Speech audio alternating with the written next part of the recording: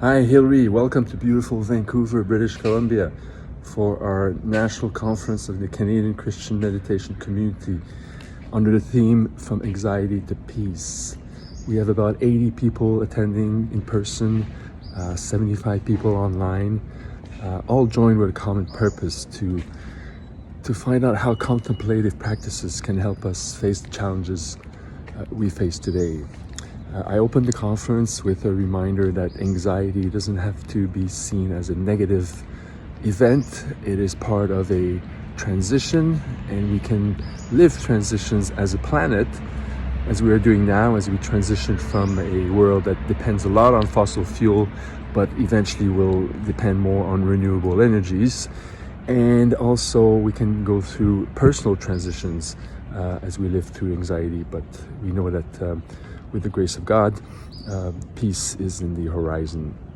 So the first speaker was Wendy Charbonneau, Elder Wendy Charbonneau, who is an indigenous leader in the Squamish community, and she reminded me the importance of the ancestors in our traditions, and how in the indigenous tradition time doesn't really exist. Ancestors are still alive today, guiding people through their journey, and also they think a lot about when they make a decision about the next generation, actually 7 generations into the future. So that's good lessons for us as we are thinking about the future of our planet and adopting practices and habits that will impact future generations as well. Father Lawrence Freeman explained, as he usually does, really well the radical simplicity of a discipline like meditation, and how prayer is allowing the divine love to transform us. He also talked about how reality is where you place your attention.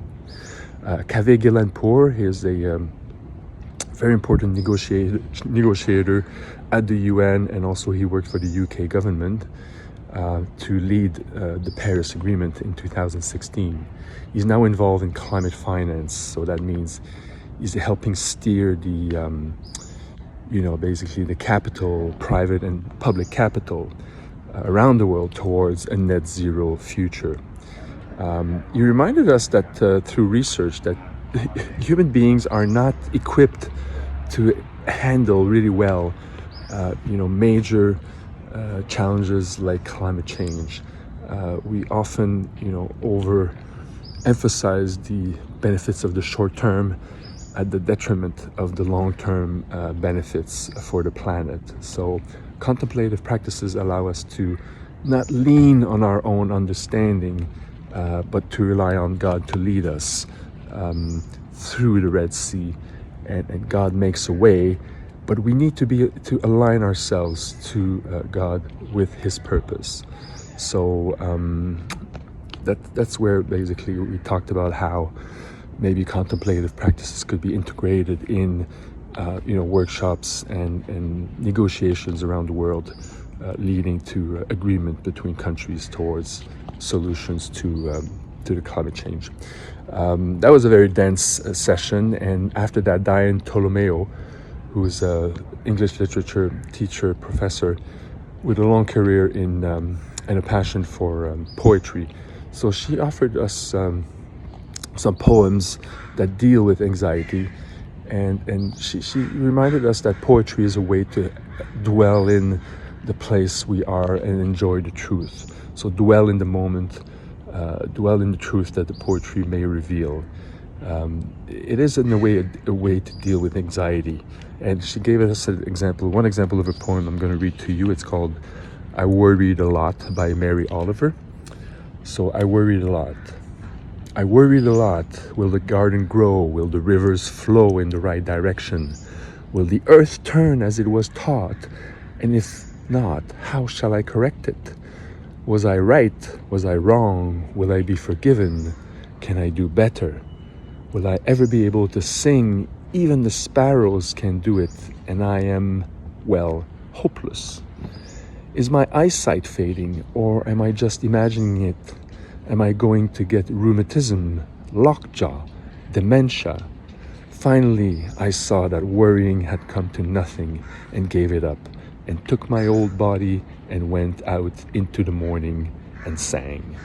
So really like a realization that there are things that are beyond our own understanding and control, and sometimes you just have to let it go. And again, contemplative practices allow us to let go of the self.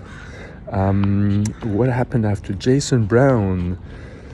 Oh, Jason Brown taught us about the life of Charles Brandt, who is a hermit, an ordained priest, but hermit who lived until 1993.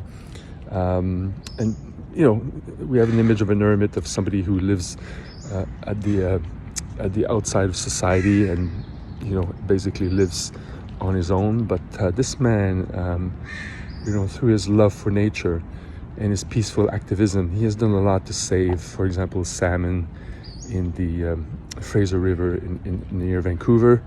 And he reminded us that that in the face of anxiety, climate change, there are things that we can do as an individual, with our family, with our environment, with our community, to change and transform the people in our lives. But it starts with our own transformation. And to be frank, today on Sunday morning, I hope we discuss what kind of actions can we do in the future in our own environment, not necessarily at a global level, but in our own lives. So personally, Hilary, I'm left with a feeling of hope, because I found here other people who, like me, live their lives in reverence to God and the sacred that is found in nature, and who do not despair but continue to march on their journey from anxiety to peace. So peace be with you all in Trinidad and Tobago, and stay on course. Goodbye.